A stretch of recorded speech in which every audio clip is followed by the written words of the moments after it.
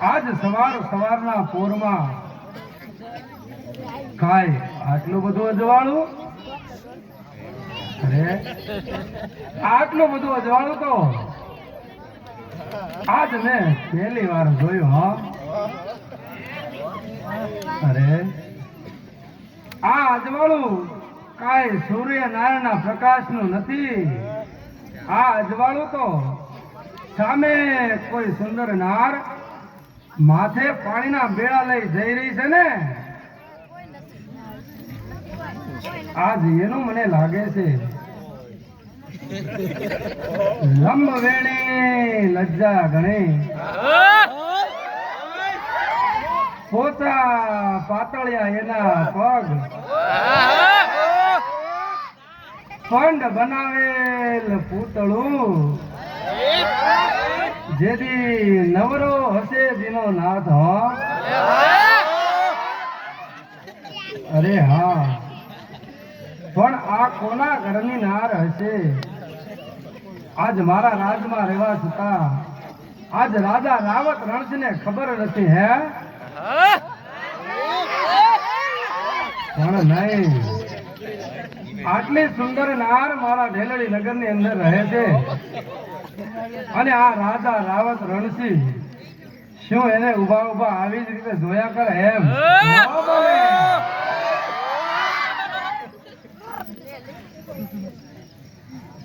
પણ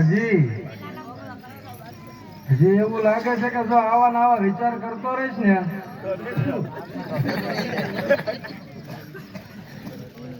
આમ નામ દાતા જ કરતો રહીશ તો એ સુંદર નાર પાણીના બેડા લઈને જતી રહેશે, અને આ રાજા રાવત રણસિંહ શું એની સામે આમ ને આમ જોતો રહે? એમ એ સુંદર નાર દૂર જાય ને એની પેલા મારી ઘોડાહરની અંદર જાઓ અને મારા ઘોડે સવાર થઈ અને એ સુંદર નારની પાછળ જાઓ. અરે સુંદર નાર, તું ત્યાં જ ઉભી રહેજે. આ ઢેલડી નગરનો રાજા રાવત રણસિંહ આજ તારા મુખડા જોવા માટે આવી રહ્યો છે.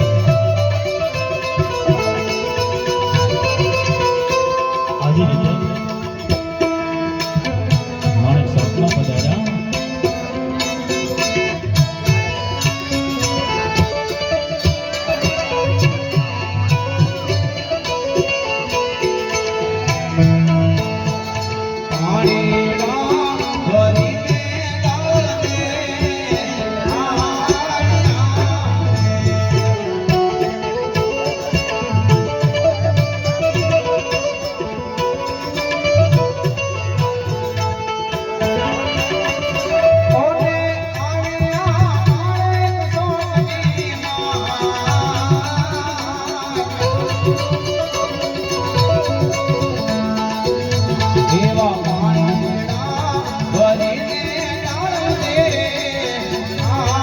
આવ્યા રે.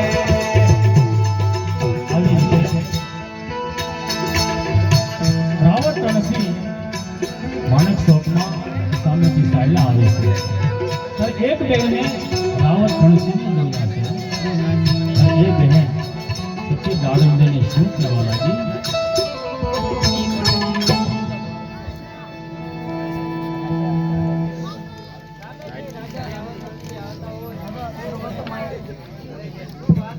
અરે હા મારી બેન.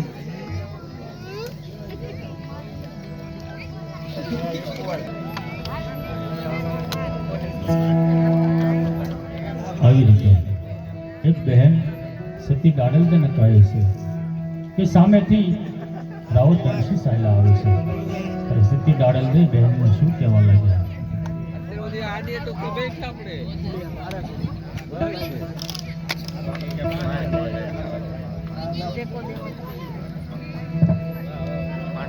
અરે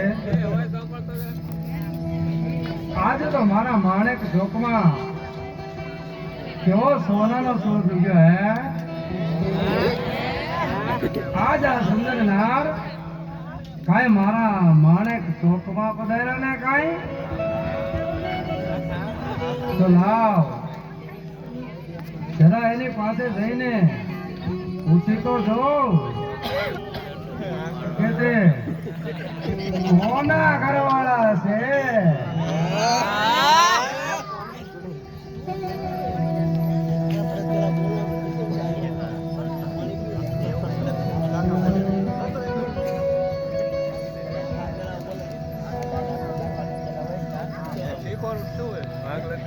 અરે સુંદરી, આમ તમે કોના ઘરવાળા છો? અરે બાપુ, તમે તો કીમડા સમાનના ઘરવાળા છે બાપુ. શું કીધું? ખેમડા સમારના ઘરવાળા એમ? હા બાપુ. વાહ ખેમડા વાહ. અરે ખેમડા, તારે કાંઈ આ બધું ન કરવાનું હોય હો. અરે ખેમડા, તારે તો ભજન સત્સંગ કરવાના હોય. અને આટલી બધી સુંદર નાર કાંઈ તારા જેવા ભગતડાના ઘરમાં ના શોભે ખેમડા. અરે ખેમડા, આટલી સુંદર નાર તો મારા જેવા રાજા મહારાજાના મહેલમાં શોભે ખેમડા, મહેલમાં. એમ? હા બાપુ. વાહ દાડા